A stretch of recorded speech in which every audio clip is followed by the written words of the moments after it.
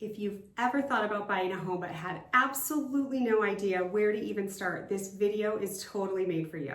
I'm going to walk you through every single step of the home buying process, from the very beginning all the way to the moment you get your keys. No jargon, no confusing terminology, just a clear, simple roadmap so you know exactly what to expect. Stay until the end because I'm going to tell you the one thing first-time buyers almost always wish they had known before they started. Hey guys, Kami Ketcham here with Ketcham Realty Partners. I'm a real estate broker serving Orange County and Los Angeles, California, as well as Las Vegas and Henderson, Nevada. And helping first-time buyers navigate this process is honestly one of my favorite things I get to do. Buying your first home is one of the biggest financial decisions of your life, and I want to make sure you feel completely prepared and confident going in. Let's walk through it step by step. Okay, step one, and this is the one most people skip entirely. Get really clear on your why before you do anything else. Are you buying because you're tired of renting and want to build equity? Are you buying as an investment? Are you relocating for work or family? Are you upsizing because your family is growing? Your why shapes every decision that comes after it. What neighborhood you look in, what type of home makes sense, how much you want to spend, how quickly you need to move. Taking even just 30 minutes to get clear on this before you start saves you so much time and stress later. Write it down. Seriously, you guys, know your why. Okay, step two, take a very honest look at your finances before you talk to anyone else. There are three numbers that matter the most going into your home purchase. Number one, your credit score. Number two, your down payment savings. And number three, your monthly budget. So your credit score determines what interest rate you qualify for, and even a small difference in interest rate means thousands of dollars over the life of your loan. If your score needs work, now is the time to find out, not after you're already in love with the house. There are great credit repair companies that can help you and things that you can do to improve your credit. Reach out, I would love to help you clear up your credit. Your down payment is the upfront cash you bring to the purchase. The common myth is that you need 20% down. You don't. There are loan programs that allow as little as about 3% down for first-time buyers, but you do need something saved, plus additional funds for closing costs, which I'll cover in a separate video. There are also some programs that offer down payment assistance, and that can vary by region, so chat with your lender. And your monthly budget. Know what you can actually afford comfortably every month, not just the mortgage, but property taxes, insurance, and HOA if applicable. A good rule of thumb is keeping your total housing payment under 30% of your gross monthly income. Nobody wants to be house poor. It is no fun. Seriously, stay in your budget. Step three, get pre-approved for a mortgage before you look at any houses. This is non-negotiable. A pre-approval letter from a lender that says, based on your income, assets, and credit, they're willing to lend you up to a certain amount of money. It tells you exactly what your budget is, and it tells sellers that you are a serious qualified buyer. In competitive markets like Orange County, LA, and Las Vegas right now, most sellers won't even look at an offer without a pre-approval letter. And honestly, you don't want to fall in love with a home you can't afford. I've had it happen. It's terrible. Getting pre-approved first protects your heart as much as your wallet. Talk to at least 2 or 3 lenders and compare rates and fees. Your real estate agent can also refer you to lenders they trust and have worked with successfully in your area. I have a fantastic lender that can lend in all 50 states, and I would be happy to speak with you and connect you to start you on your path to pre-approval. Step 4, most important guys, find a real estate agent you trust. Now, I know I'm a real estate agent saying this, so take it how you want, but here's the honest truth. Buying a home without a professional to represent you in today's markets is like going to court without a lawyer. Technically possible, but probably not in your best interest. A good buyer's agent represents you, not the seller. They help you find homes, negotiate on your behalf, navigate inspections and contracts, and guide you through every step of the process. But here's the part most people don't realize. As a buyer, you typically don't pay your agent's commission. The seller often covers it, but they are not required to. It becomes part of the negotiation now of the total offer price of the home. So there's generally no financial reason not to have expert representation, but speak to your agent to understand these nuances. Interview a couple of agents, make sure they know your market well, and pick someone you feel genuinely comfortable communicating with. You're going to be talking to this person a lot and seeing them at a lot of home showings.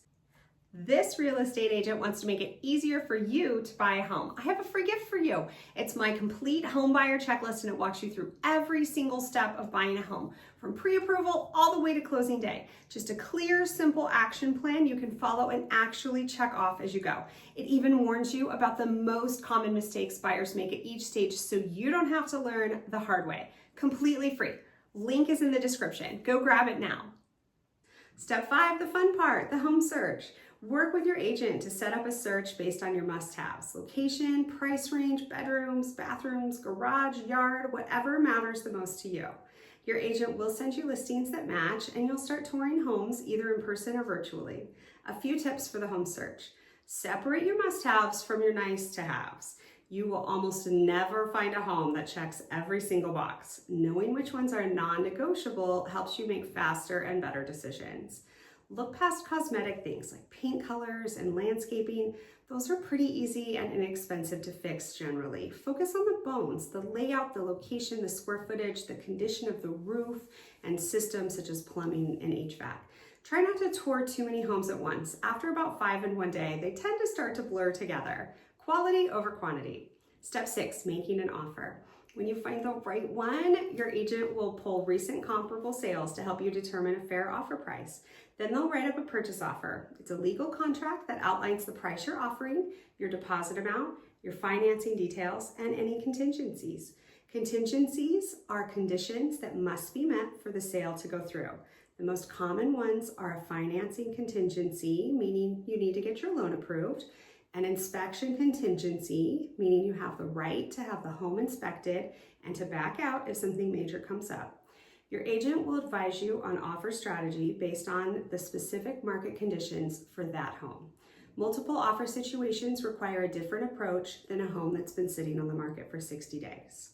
Step 7, your offer gets accepted and you're officially under contract. Now what? This is where escrow opens. Escrow is basically a neutral third party that holds all the money and documents until every condition of the sale is met and the transaction is ready to close. Think of it as a safety net for both the buyer and the seller. During escrow, you'll complete several important steps. Your home inspection, your appraisal if you're getting a loan, your final loan approval, and a final walkthrough of the property right before closing. Your agent guides you through each and every one of these and keeps the whole transaction moving on schedule. Step 8, the home inspection. And I cannot stress this enough. Do not skip it. A licensed home inspector will go through the property, top to bottom, roof, foundation, plumbing, electrical, HVAC, and give you a detailed report on the condition of everything. This is your opportunity to find out exactly what you're buying before it's yours. Based on the inspection report, you can request the seller make repairs or give you a credit towards closing costs or reduce the purchase price. Or in serious cases, you can choose to walk away entirely. The inspection contingency protects you. The seller is not obligated to do the repairs or provide a credit and does have every right to say no to your request. It becomes another negotiation, and this is another reason it's important to have an experienced agent representing you. You should budget around $400 to $600 for a good home inspection. It's one of the best investments you will make in the process. The price of a home inspection depends on where you will be buying and can be more or less than this estimate. Step 9, the final stretch. Your lender will finalize your loan, order an appraisal to confirm the home is worth what you've offered to pay, and issue a clear to close once everything is approved. A few days before closing, you'll receive a closing disclosure, a document that outlines all the final numbers, including your loan amount, interest rate, monthly payment, and all closing costs. Review this carefully. Ask questions about anything that looks different from what you expected or anything that you don't understand. Right before closing, you'll do a final walkthrough of the property to make sure it's in the same condition as when you made your offer and that any agreed upon repairs have been completed. Then it's closing day. You'll sign what feels like approximately 1,000 documents, your loan funds, if you're getting a loan, the deed transfers to your name, and then you get your keys. You own a home. Okay, I promised I'd tell you the one thing first-time home buyers almost always wish they had known before they started. Here it is. They wish they had started the process earlier than they thought they needed to. Most people underestimate how long it takes from the moment you decide you want to buy to the moment you actually have keys in your hands. Between getting finances in order, finding the right home in a competitive market, and the escrow period, you're typically looking at 3 to 6 months minimum. So if you're thinking about buying this year, start now. Not when you feel completely ready, because that feeling may never fully arrive. Start the process, talk to a lender, talk to an agent, and get the information you need to make a confident decision. You can always pump the brakes, but you can't get time back. So there you have it, the complete step-by-step home buying process from start to keys in hand. If this felt like a lot, don't worry. You don't have to know everything at once, and you don't have to do it alone. That's what I'm here for. Before you go, I want to make sure you have something really valuable, my free home buyer complete checklist. It covers every single step of the buying process in plain English, tells you exactly what to do and when, warns you about the mistakes most buyers make at each stage, and gives you space to track your own dates and deadlines so nothing slips through the cracks.